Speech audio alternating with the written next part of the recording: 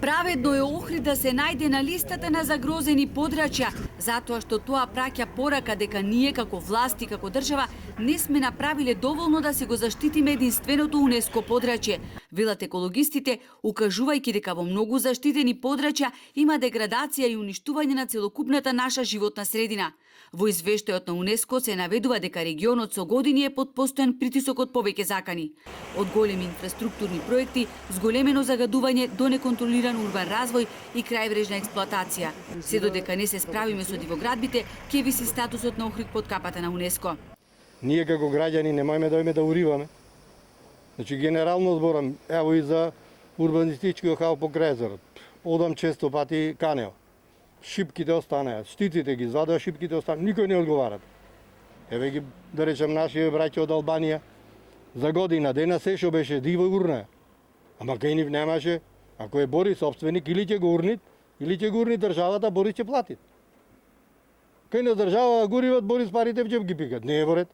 Нема што да размислувате, мислам, тоа е толку очигледно, реков, значи тоа е поради стварање на некои економски профити на одредени личности, на одредени компании и така натаму се занемарува првенствено она што треба да се чува, потоа да се користи. Професор Мариновски, кој го изработи првиот проект за концесионирање со плажите, раскажува што точно предвидува листиот. Во тие наши заложби беше предвидена максимална еколошка заштита. Тоа предпоставуваше да нема цврсти градби, да нема забранување од плажа во плажа, да нема заградување во таа смисла и да се максимално користи хортикултурата. Ако веќе сака да се обележи плажа која е дадена на концесии, таа требаше да биде така изведена. Домашните експерти сугерираат да се формира стручен и независен тим, кој што нема да биде под влијание на одредени структури кои од позиција на моќ постојано се вмешуваат од политички аспект, а најмалку стручен, при тоа кршејќи ги основните прописи.